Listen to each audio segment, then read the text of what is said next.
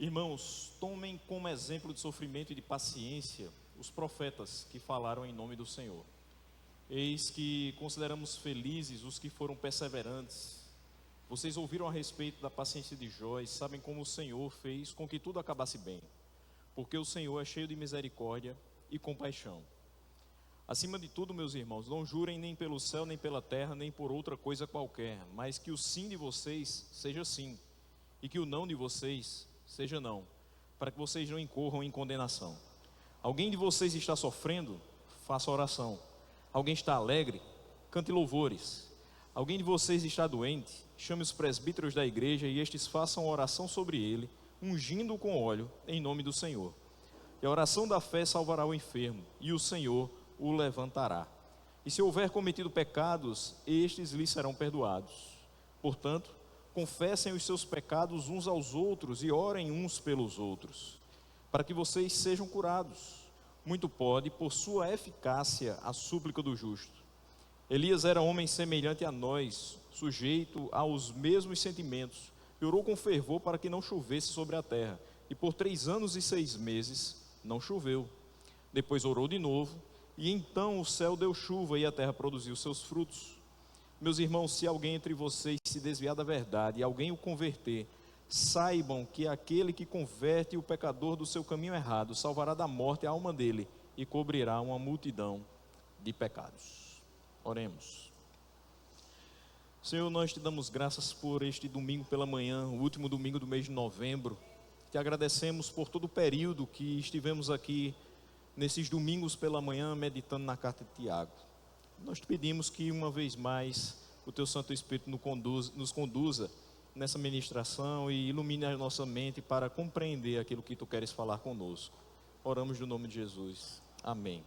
Você pode se assentar e permanecer com esse texto aberto. Os textos complementares certamente aparecerão aqui na tela.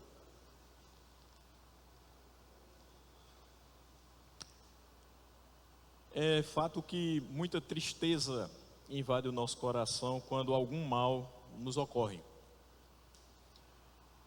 Os filhos de Deus de outras épocas também experimentaram momentos ruins, momentos difíceis e também sentiram tristeza. Mas é uma maravilhosa consolação quando nós sabemos que nós não enfrentamos nada diferente deles. Ou seja, não há um sofrimento maior na nossa vida que tenha ocorrido com eles, que não tenha ocorrido com eles. O que acontece na nossa vida não é novidade. Sempre houve sofrimento, sempre houve doenças, sempre houve guerras, sempre houve dificuldades.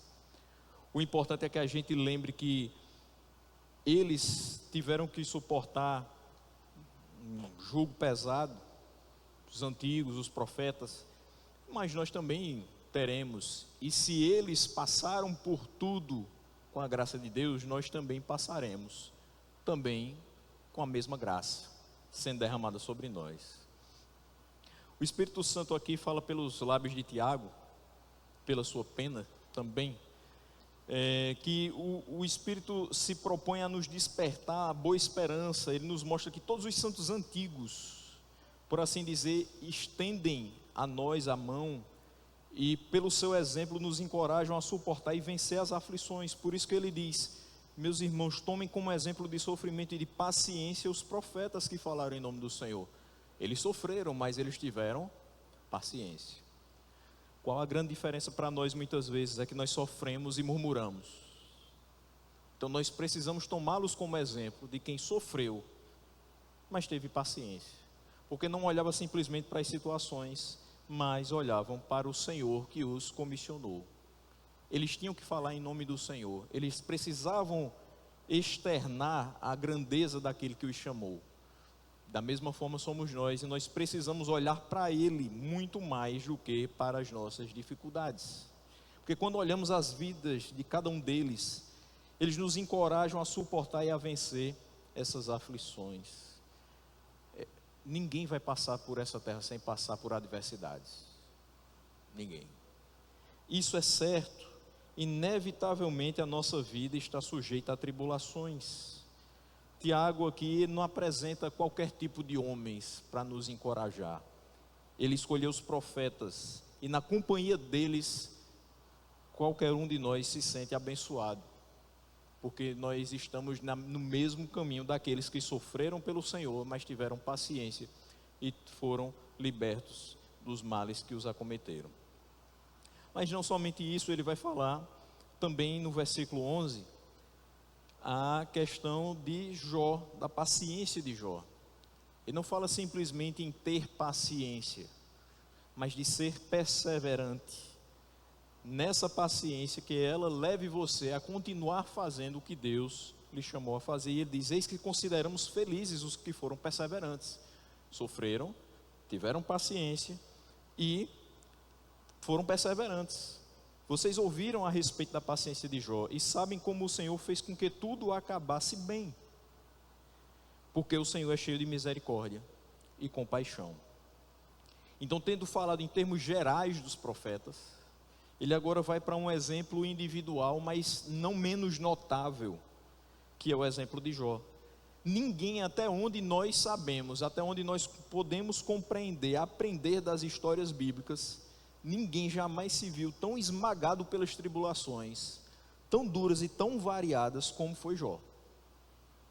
Nós já escutamos aqui, em pregação recente, como Jó saiu da pessoa mais rica daquele momento, daquele espaço, daquele território, para perder num só dia seus bens e seus filhos.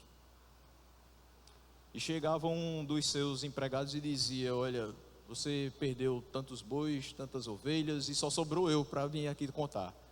Morreram seus filhos e filhas e só sobrou eu para vir aqui contar. Certamente, se fosse conosco, se nós saíssemos de casa e voltássemos e a casa estivesse só os escombros, se descobríssemos que a nossa conta bancária estava zerada e tivéssemos sido despedidos do nosso trabalho, no final desse dia, eu não sei se a nossa cabeça estaria tão em ordem como no começo dele. Certamente a gente pensaria várias bobagens. Inclusive a gente poderia até pensar em questionar Deus e dizer: onde estava Deus quando tudo isso aconteceu? Porque é isso que as pessoas do mundo sempre relatam. Onde estava Deus quando aconteceu o tsunami? Onde estava Deus quando aconteceu o evento das Torres Gêmeas? Onde estava Deus quando tudo isso ocorreu? Ele estava no mesmo lugar. Só que Ele permite que muitas coisas aconteçam para mostrar o seu poder. E nós olhamos para a vida de Jó e vemos que Deus, em momento algum, permitiu que ele sucumbisse. Aconteceram muitas coisas. Ele foi assolado por várias tribulações, mas o Senhor fez com que tudo acabasse bem. É o que Tiago diz aqui. Então, você ouve a respeito da paciência de Jó. Tanto é que virou uma classificação. Você diz que uma pessoa tem tanta paciência que ela tem uma paciência de Jó. E a gente às vezes precisa, na realidade todas as vezes a gente precisa de uma paciência de Jó. Porque senão a gente começa a engolir as pessoas vivas. Que a gente pede para a pessoa tirar um copo daqui para lá, se ela não fizer isso imediatamente, a gente já fica agoniado. E se ela demorar 30 segundos, a gente vai lá, pega o copo e tira. E ainda diz assim: meu amigo, quando eu falar, faça logo, seja ágil. Então você não somente não exerceu a paciência, o domínio próprio, mas você ainda foi grosseiro com alguém, quando você poderia simplesmente aguardar. Não importa que o nosso irmão tenha seja mais vagaroso, tenha menos agilidade que nós. O que importa é que todos chegaremos ao mesmo tempo na Jerusalém Celestial.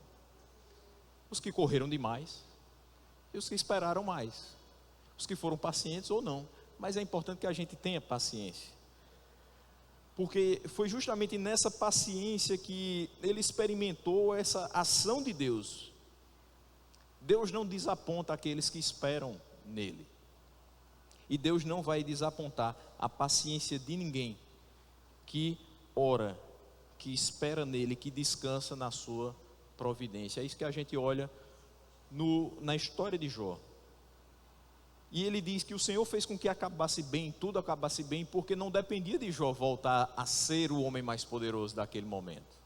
Não dependia dele produzir mais 10 filhos e ganhar toda a sua riqueza de volta.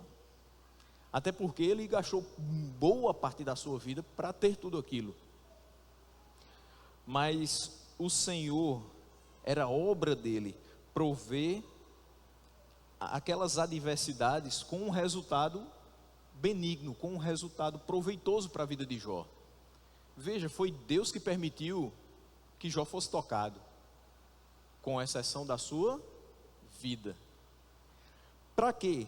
Para que a gente pudesse ter essa história, para se apoiar nela e dizer assim: eu posso me encorajar com a história desse homem, que foi tão maltratado pelas adversidades, mas saiu desse abismo profundo, retornou à superfície, porque o Senhor o levantou novamente.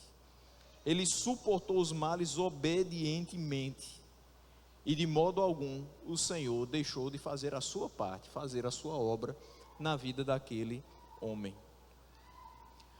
Mas agora ele, terminando essa parte, que ele fala de ter o exemplo dos profetas, um exemplo de sofrimento e de paciência, reforçando isso com a vida de Jó, Tiago agora passa para diversos conselhos, que eu vou chamar de exortações finais, coisas que a gente precisa compreender para não incorrer em erros na nossa vida cristã. É importante que a gente perceba cada uma dessas questões que ele vai mostrar, para que a gente viva da maneira que Deus quer, principalmente em coletividade. E a gente vai perceber isso a partir do versículo 12 até o versículo 20. No versículo 12 ele diz: acima de tudo, meus irmãos, não jurem nem pelo céu, nem pela terra, nem por outra coisa qualquer, mas que o sim de vocês seja sim, e que o não de vocês seja não, para que vocês não incorram em condenação. Quando ele fala não incorrer em condenação, certamente Tiago estava citando aqui Mateus, estava com isso em mente, Mateus 5,34. Quando a gente percebe o seguinte texto: eu porém lhes digo, não jurem de modo nenhum, nem pelo céu, por ser o trono de Deus. E aí ele continua falando nos versículos 35 e 36 a respeito do juramento. Tiago subscreve o decreto do seu mestre e nos ordena a nos abster de formas indiretas de juramento. A pessoa não jura pelo Senhor, mas jura pelo céu, jura pela terra, jura pelo filho, jura pela mãe mortinha. As pessoas não usam essa expressão, né? Uma vez eu fiquei muito impactado com uma criança que estava na minha frente, tinha feito algo monstruoso na escola, precisava chamar a mãe, e ela disse: eu juro pela minha mãe mortinha debaixo de um caminhão. Eu digo: meu filho, eu espero que na vinda dela de casa para cá não aconteça nada, ela chegue em segurança para poder lhe disciplinar. Veja que tipo de coisa. Por que ele jurou daquela forma? Por que muitas vezes as pessoas juram pelo céu, pela terra, pela mãe, pelo meu filho, pela coisa mais sagrada? Eu juro por tudo que é mais sagrado. Porque o que fala não tem firmeza. O juramento dessa maneira, que é condenado por Jesus lá no Sermão do Monte, Mateus 5,34, que é subscrito por Tiago aqui no versículo 12 do seu capítulo final, nada mais é do que mostrar para as pessoas: olha, sabe por que vocês estão jurando? Porque vocês não têm firmeza no que vocês afirmam. Então, para você transparecer veracidade no que você fala, você jura. Porque quando você fala, alguém diz assim: será? Será que é assim mesmo? Não, rapaz, eu juro que eu vi, eu juro que eu fiz, ou eu juro que eu não fiz, eu juro que eu não falei isso, eu juro que eu não tive essa intenção. Deus sabe qual foi a intenção, que você viu, que você não viu, que você falou, que você não falou. Deus sabe qual é a intenção do nosso coração, e Ele sabe o que é o sim e o que é o não. Às vezes a gente dissimula essa veracidade dizendo sim ou dizendo não, quando o nosso coração está dizendo o completo oposto. É isso que é condenado. Não jure para esconder uma ação que não é verídica, algo que não faz parte do seu coração. Cristo, aqui o significado vai ser o seguinte: não é lícito jurar pelo céu ou pela terra e também não pelo nome de Deus. Cristo menciona a razão, porque a glória de Deus está por toda parte gravada, e por toda parte ela resplandece. Mais ainda, os homens em juramentos tomam o céu e a terra, em nenhum outro sentido e com nenhum outro propósito do que se mencionassem o próprio Deus. É complicado quando alguém diz assim: eu juro por Deus, sabendo que aquilo que ele falou não é verídico, com a intenção de enganar outra pessoa, dizendo: se ele jurou por Deus é porque ele deve estar falando a verdade. Nem sempre é assim. E quando a gente jura por Deus, tendo sido falso com o nosso irmão, nós estamos tomando o nome dele em vão. Daí ele falar: para que não incorram em condenação. É importantíssimo, meus irmãos, que nós, quando falemos o sim, seja sim de verdade. E quando nós falemos o não, seja não de verdade. Aqui está apresentado o remédio para corrigir esse vício desse juramento que ele condena. Que nós tenhamos como hábito manter a verdade e a fidelidade em todas as nossas expressões.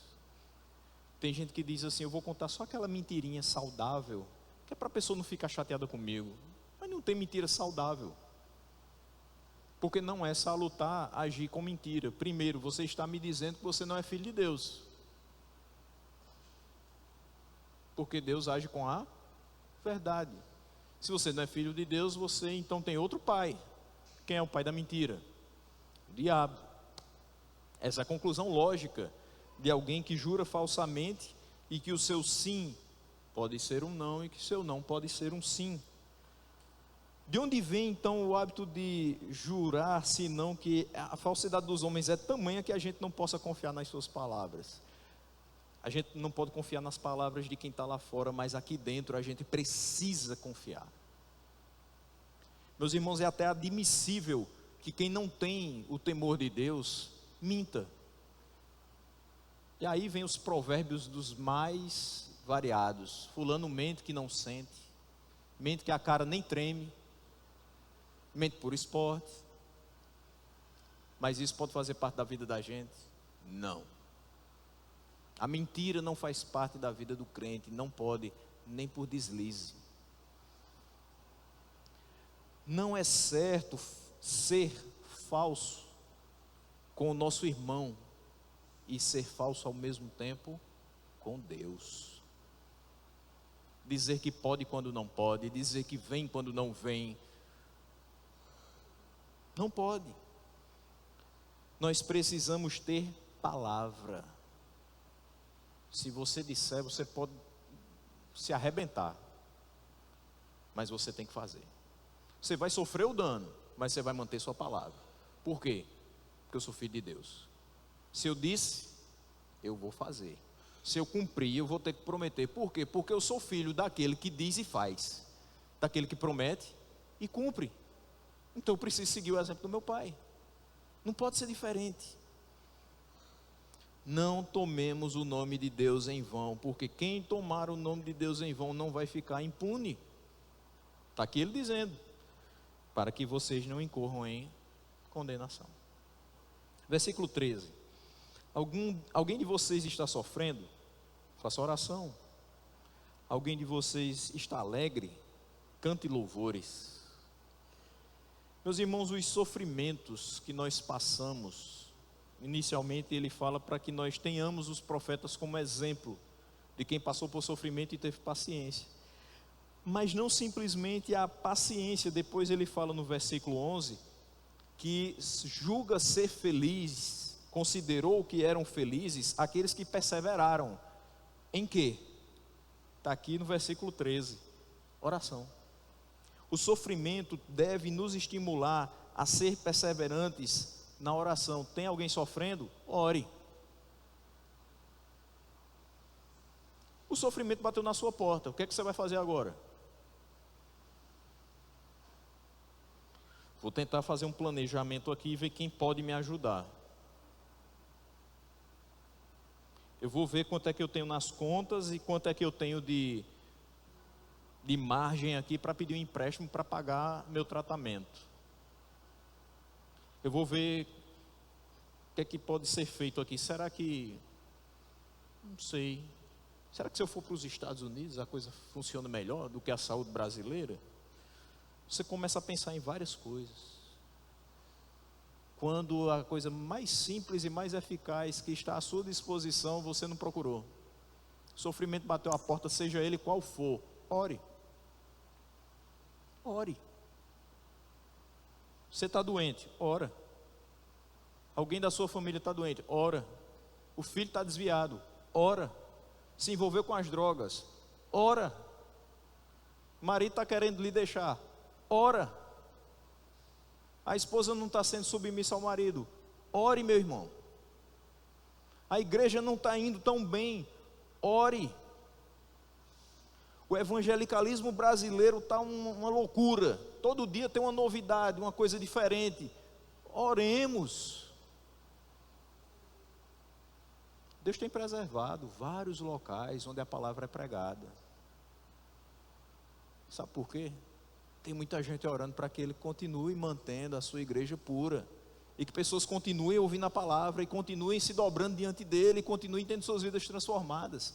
Mas a gente tem que orar. Alguém está sofrendo? Ore. Ore. Depois várias coisas podem acontecer. Ele vai usar seus métodos, seus instrumentos, as pessoas que vão lhe ajudar, os recursos que vão chegar. Mas em primeiro lugar, ore.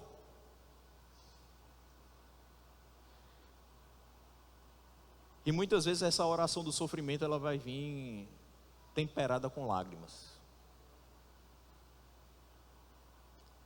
Mas é necessário que a gente ore.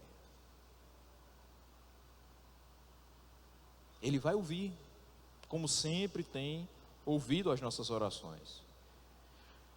E ele completa o versículo 13 dizendo: alguém está alegre, cante louvores.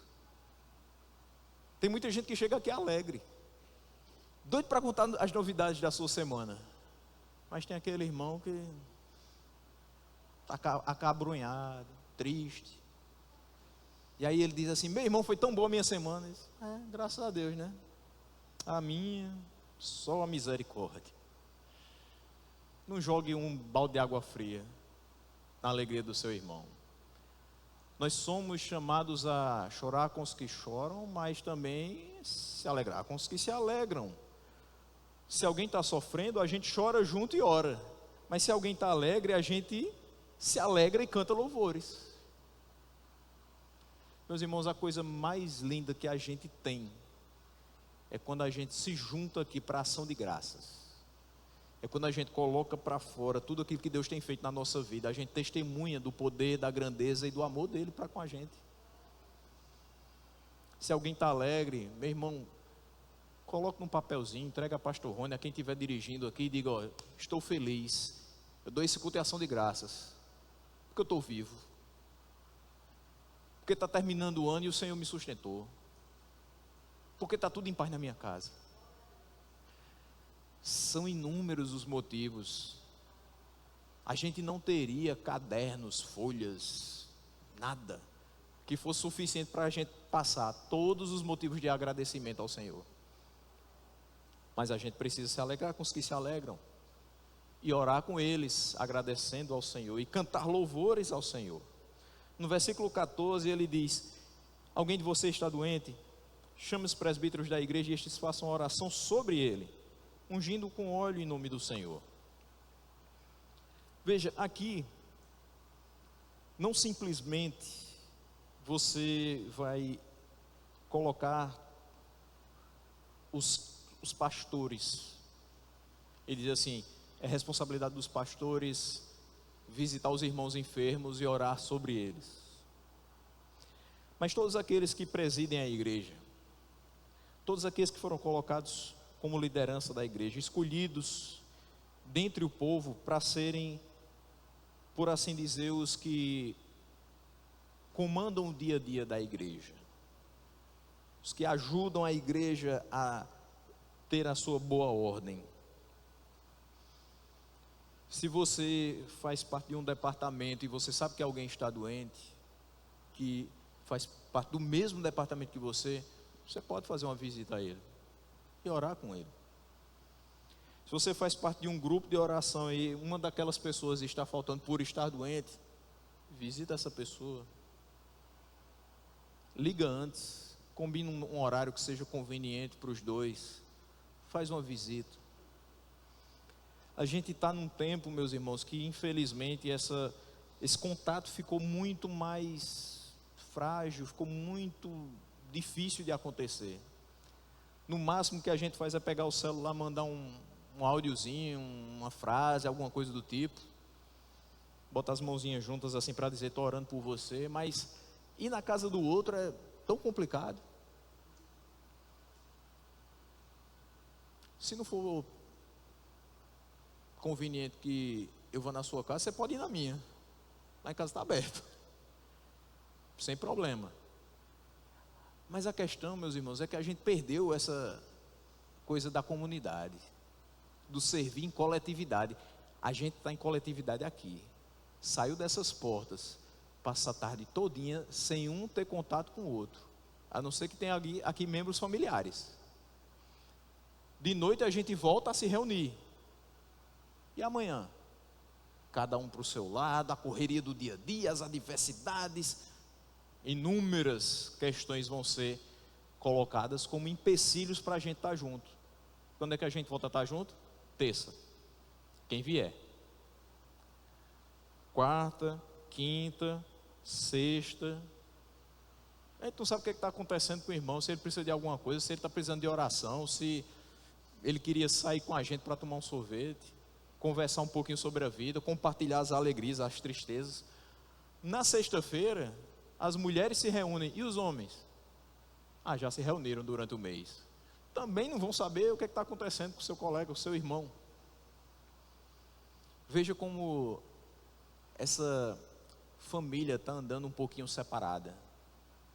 Como esses irmãos estão cada vez mais parecidos com os irmãos que têm laços de sangue, que passam 2, 3, 4 meses sem ir na casa do irmão, morando na mesma cidade.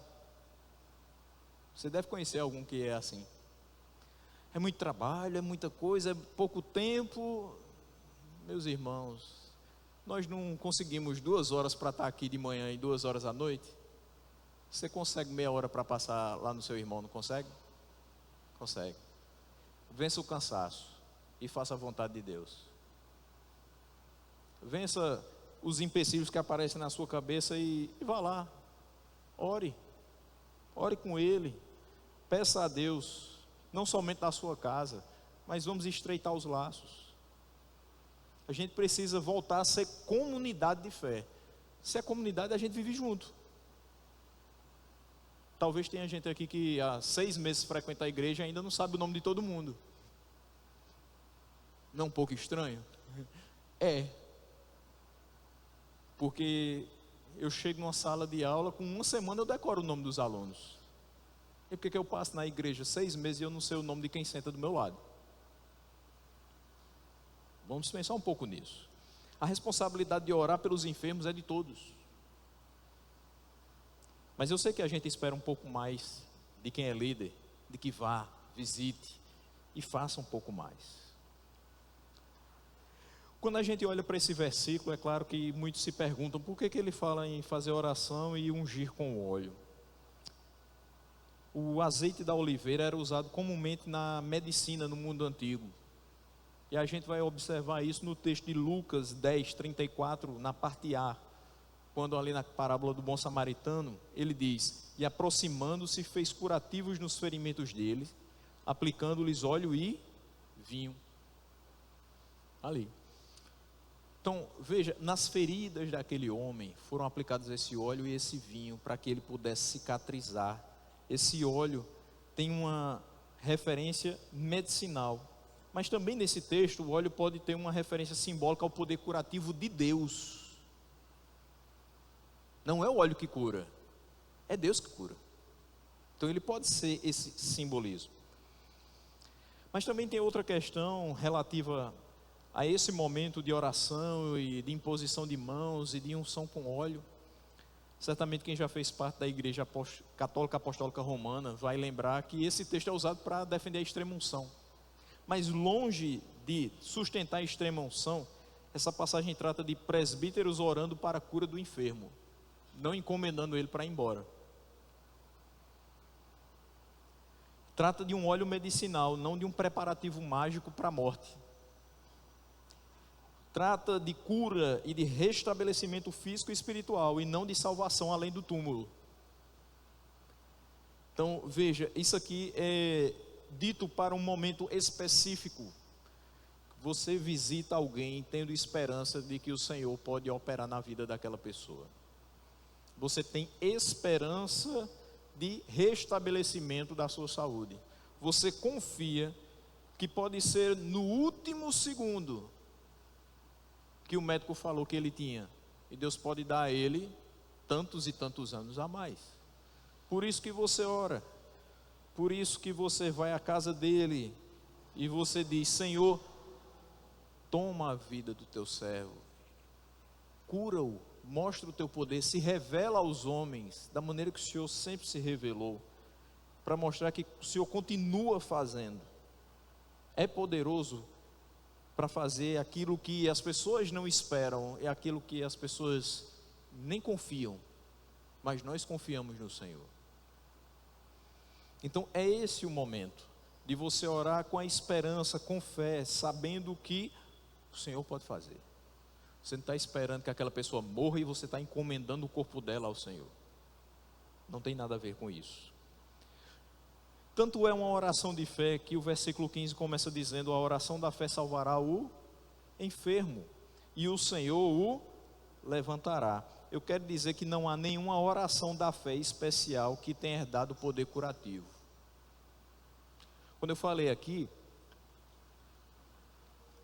que às vezes a gente vai procurar logo pessoas que nos ajudem, ao invés de simplesmente orar, quando o sofrimento bate à nossa porta, sempre tem aquele que diz assim: vai lá na casa da irmã fulana, ela tem uma oração poderosa, vai lá que a oração dela, é forte.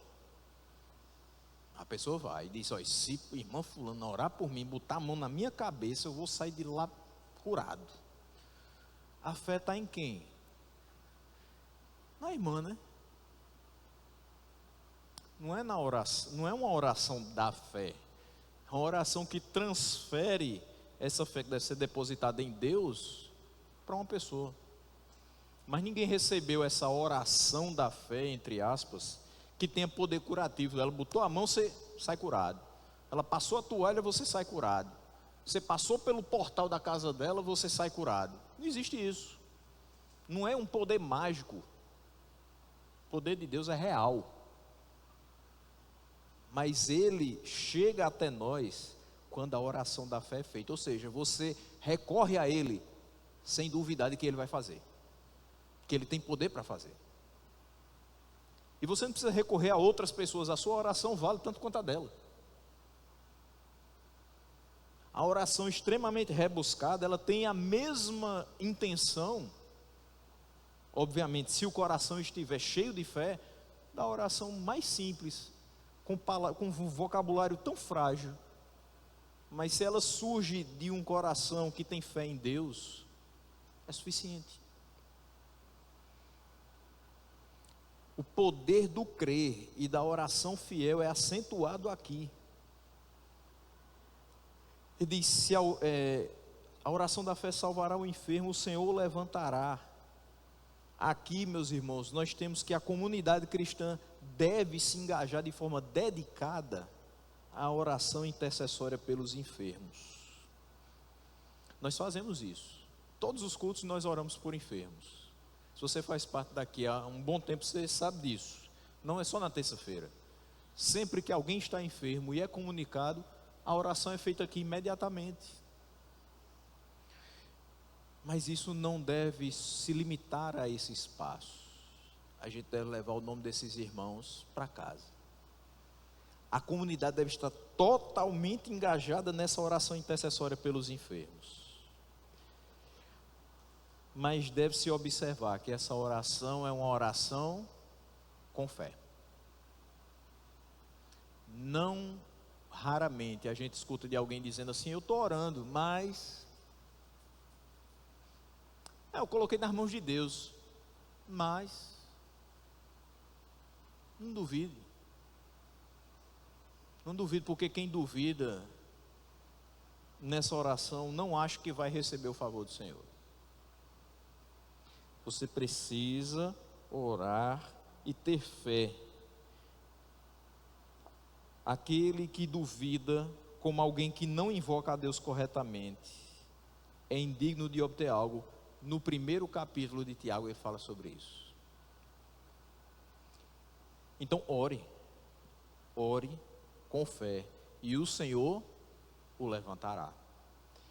Restante do versículo 15: se houver cometido pecados, esses lhe serão perdoados. Aqui ele não adiciona apenas a maneira de ampliação, como se ele quisesse dizer que Deus daria algo mais ao enfermo além da saúde do seu corpo, mas por causa das enfermidades que eram repetidas vezes infligidas por conta dos pecados. E ao falar dessa remissão de pecados, ele notifica que a causa do mal seria removida.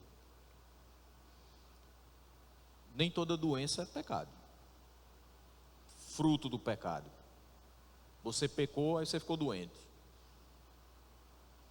Porque se fosse assim, então muitos de nossos irmãos que têm doenças incuráveis, eles já estariam do inferno para baixo, porque aquilo é fruto do seu pecado. Mas nós cremos que nós fomos salvos pelo Senhor, pela graça, mediante a fé. Nós cremos que uma vez que nós estamos em Cristo, não há mais condenação para nós, e os nossos pecados foram perdoados, justificados pelo sangue derramado por Cristo na cruz. Levando por esse lado, óbvio que nem tudo que acontece na vida da gente vai ser fruto dos pecados que nós cometemos, mas invariavelmente todo o mal que assola o homem, a raça humana, é fruto do pecado de Adão, porque foi por conta daquele pecado que tudo entrou, inclusive a nossa mortandade. Nós não fomos criados para ser seres mortais, mas nos tornamos. Então, óbvio, se eu for genericamente tornar a questão global, eu diria: todo problema, o fruto dele é o pecado, a fonte dele é o pecado. Mas, no caso aqui, ele não está falando sobre isso, ele está falando que algumas situações de enfermidade eram causadas sim por males que aquela pessoa tinha dentro de si. Vou trazer um exemplo claro de uma coisa que hoje nós sentimos na pele, muitas vezes. Alguém fez algo com você, gravíssimo. Não vou tirar, não vou amenizar o problema que aconteceu, o peso que está no seu coração. E você não conseguiu perdoar. Você está remoendo isso 5, 10, 15 anos. Você não pode ver aquela pessoa. Você não pode lembrar daquilo ali. Se alguma palavra dá um start na sua mente e você lembra daquilo, faz mal, você se sente mal. E aí você vai somatizando aquilo.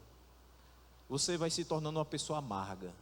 Você vai se tornando uma pessoa dura, uma pessoa fria na fé. Você vai se tornando uma pessoa que não tem qualquer tipo de relação mais profunda com os irmãos. A doença da amargura, da frieza, foi causada por um pecado, a falta do perdão. Tem gente que adoece mesmo com falta de perdão. Tem gente que adoece mesmo com mágoa, rancor, ira. Sente na carne os efeitos de não ter o coração liberto dessas coisas.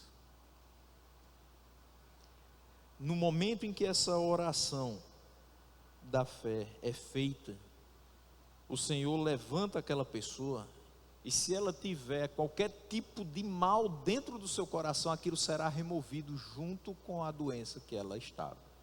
Ou seja, nós, quando somos refeitos no Senhor, tudo aquilo que nos adoece e que automaticamente desagrada ao Senhor é retirado. Em vários momentos a gente quer que aquilo volte, as nossas atitudes fazem aquilo voltar. Daí a necessidade de orarmos para que o Senhor continue retirando. A gente tem muita dificuldade de deixar para trás coisas que nos marcaram. Invariavelmente a gente pensa no que foi feito, a gente não pensa no que pode ser a nossa vida para frente, se libertando daquilo. É como se a gente estivesse andando para frente, mas com os olhos voltados para trás. E a gente é convidado a olhar para frente e orar pela misericórdia do Senhor, que tire do nosso coração essas coisas que nos adoecem, nos faça ter esperança naquilo que Ele vai trazer para a nossa vida, de bom, que vai substituir essas lembranças ruins, essas marcas ruins, essas dores que são causadas por lembranças que a gente não deveria mais ter. Daí no versículo 16 ele diz: portanto, confessem os seus pecados uns aos outros e orem uns pelos outros para que vocês sejam curados.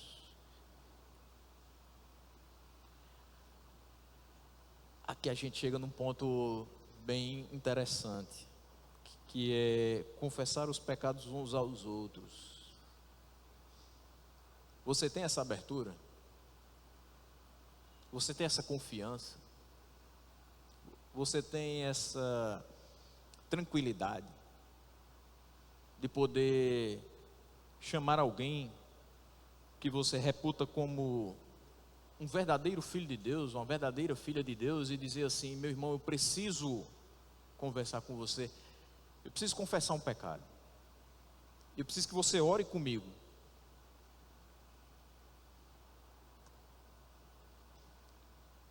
É proveitoso, a Escritura mostra isso para a gente, que é proveitoso expor nossos pecados a nossos irmãos, seja no sentido de que nós podemos obter o perdão desses pecados por meio da intercessão desse irmão.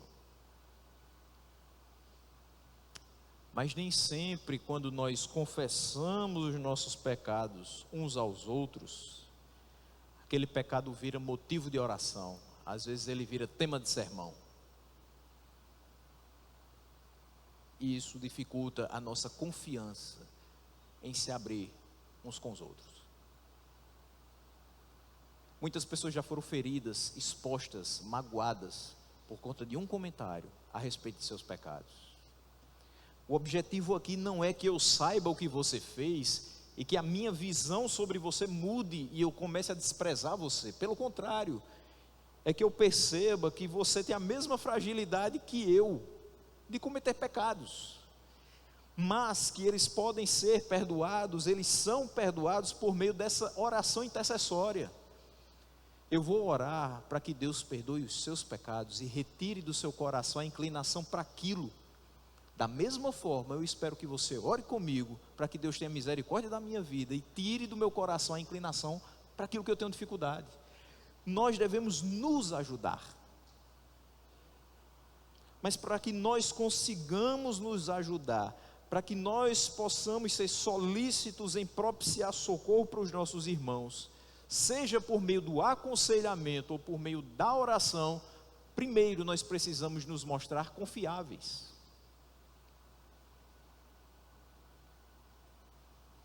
É isso.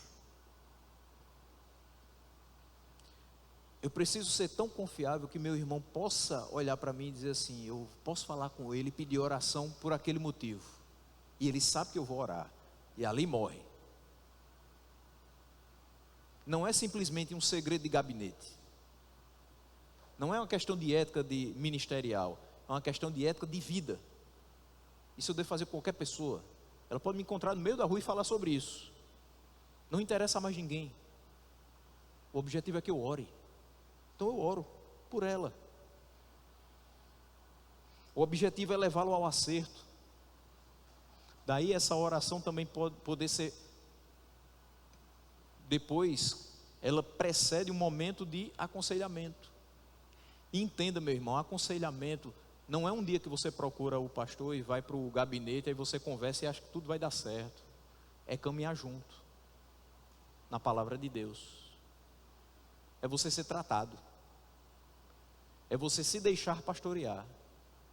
É você se deixar ser conduzido da maneira que a Escritura nos exige a ser. E isso nós também precisamos. Porque nós conduzimos, e quem nos conduz? Então nós também precisamos ser pastoreados. Por isso que você nos vê sentados, ouvindo, sendo ministrados, sendo conduzidos pela palavra, para que a gente também continue acertando.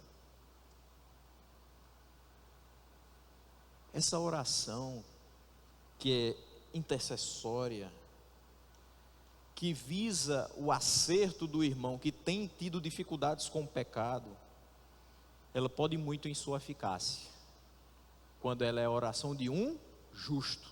Muito pode, por sua eficácia, a súplica do justo. Então, para que ninguém pensasse que isto fosse feito sem fruto, ou seja, quando outros oram por nós, ele menciona o benefício e o efeito da oração. Muito pode, por sua eficácia, a oração do justo. Ele deixa bem claro, ele fala da oração de um homem justo, porque Deus não ouve os ímpios. Tampouco o acesso para Deus está aberto, exceto através de uma boa consciência. Então, além de ser confiáveis, nós precisamos ser justos, porque muito pode, por sua eficácia, a súplica do justo. Versículos 17 e 18. Elias era homem semelhante a nós, sujeito aos mesmos sentimentos, e orou com fervor para que não chovesse sobre a terra. E por 3 anos e 6 meses não choveu. Ele traz esse exemplo de Elias.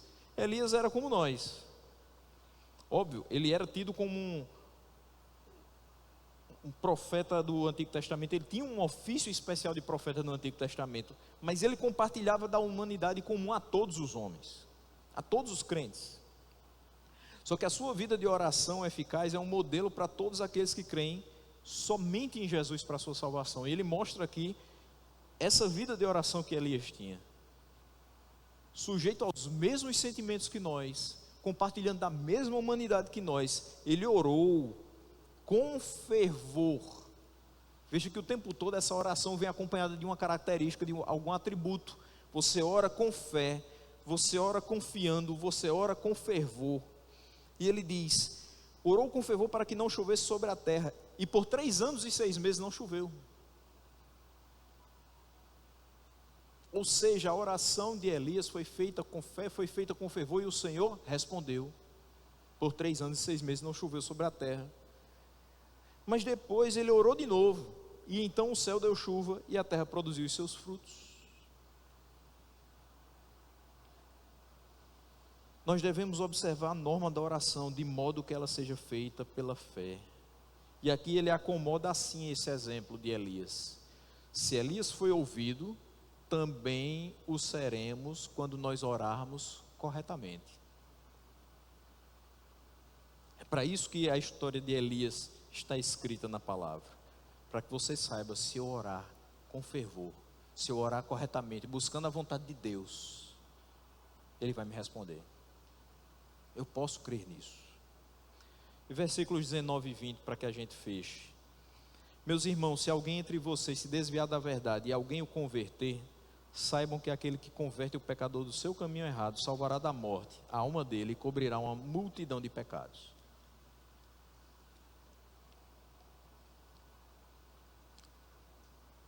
Tiago nos recomenda a correção dos nossos irmãos. Veja, há pouco falávamos de confessar os pecados, de aconselharmos os nossos irmãos. E ele fala de haver um aconselhamento mútuo entre os irmãos. Ou seja, da mesma forma que eu devo ter abertura para te aconselhar, você deve ter abertura para me aconselhar também. Eu não sou o dono da verdade, não sou apenas eu que acerto. Eu tenho meu calcanhar de Aquiles e eu preciso ser corrigido, eu preciso ser aconselhado, eu preciso que me mostrem o caminho certo. E todos os dias eu preciso ser relembrado disso através da palavra de Deus e através da correção dos meus irmãos. Mas ele diz aqui que deve ser atentado mais assiduamente esse dever. Ou seja, a gente não pode simplesmente olhar para a vida daquele irmão que está se desviando da verdade e dizer assim: Deus tome conta. A gente aprendeu essa história de Deus tome conta, Deus está no controle, e a gente não faz absolutamente nada. Mas é o nosso dever ajudar para que aqueles irmãos que estão se desviando da verdade voltem para ela, se voltem para as Escrituras, se voltem para o caminho que os salvará da morte eterna. Nós somos chamados a isso, e ele diz: se alguém entre vocês se desviar da verdade e alguém o converter, saibam que aquele que converte o pecador salvará da morte a alma dele e cobrirá uma multidão de pecados. Ou seja, você é instrumento do Senhor para levar uma palavra que vai fazer com que aquele pecador ouça e através da ação do Espírito seja convencido do seu desvio e possa ter a sua rota convertida para o caminho correto. E Deus vai se agradar daquele que separa um pouco do seu tempo para ajudar os seus irmãos a caminhar corretamente. A gente não foi chamado simplesmente para viver uma vida cristã solitária e dizer: eu estou bem, eu estou fazendo a minha parte, eu estou vivendo para a glória de Deus, eu estou procurando não errar, eu. A gente não foi chamado para sentar numa cadeira branca de plástico, ficar olhando fixamente para o pregador, voltar para casa, ruminar um pouquinho aquelas ideias e tentar viver bem. A gente foi chamado para, em coletividade, viver para a glória de Deus. E viver em coletividade vai nos implicar a também observar o caminho que os outros estão trilhando. Não para ser vigia da vida dos outros, mas para ser instrumento de acerto na vida dos outros. Não para regular a vida dos outros, o comportamento dos outros, mas para orar de forma intercessória para que esses outros possam dar frutos e dar glória a Deus, juntamente conosco. Eu não posso estar bem se eu vejo meu irmão se desviando. Eu não posso estar bem, estar tranquilo, estar confortável se eu vejo pessoas deixando de frequentar a igreja, deixando de ter prazer em participar das coisas da igreja, deixando de ter o prazer de estar em companhia dos seus irmãos. Eu devo me incomodar. Eu devo chegar perto e dizer assim: meu irmão, faz 3 meses que você não vem para o culto Almasbraque. O que é que está acontecendo? É assim que eu devo fazer? Meu irmão, estamos sentindo falta de você. Percebi que você não veio mais. Está precisando de alguma coisa? Quer que a gente vá lá buscar você? A gente pode fazer uma visita. Se estiver precisando de transporte, a gente consegue. Quiser que alguém deixe você depois, está um pouquinho mais tarde, não tem problema. Você não vai ficar em ponto de ônibus. Ajuda. Se dispõe, se coloca para que aquele irmão possa estar junto com a gente. Quantas vezes a gente tem feito isso? Passa o ano inteiro. Cadê aquele irmão? Rapaz, nunca mais eu vi. Pois é. A gente não está indo mais atrás. A gente está esperando que venha. E se não vem, problema.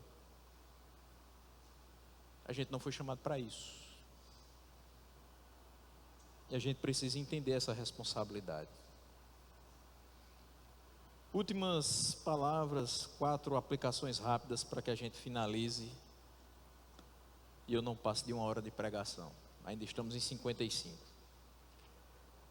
Meus irmãos, sejamos pacientes como Jó, levando ele a Deus as nossas questões e descansando no seu favor, sabendo que ele é cheio de misericórdia e compaixão. Foi isso que a gente viu no versículo de número 11. Tem que ter paciência. Difícil, né? Tem muita gente impaciente na igreja, querendo tudo para ontem. Se é para ontem, não precisa mais, né? Então vamos ter mais calma, vamos ter mais paciência. Principalmente com quem está começando. Ainda vai tropeçar muito. A gente que já está há mais tempo tropeça, imagine quem está começando agora. Tem que ter paciência. tem que ajudar a ajustar a caminhada, o passo, o ritmo, para que todo mundo possa caminhar junto. A gente tem que levar ao Senhor as nossas questões e descansar no favor dEle. Ele é cheio de misericórdia e de compaixão. Todos nós temos muitas questões. Se a gente abrir a caixinha lá do Instagram da igreja para você colocar lá, coloque aqui seus problemas. Meu Deus do céu, o administrador vai passar umas semanas tentando catalogar. Mas quem tem que saber dos nossos problemas é o Senhor. Leva a Ele, descansa nele, confia nele, e Ele vai fazer a sua vontade.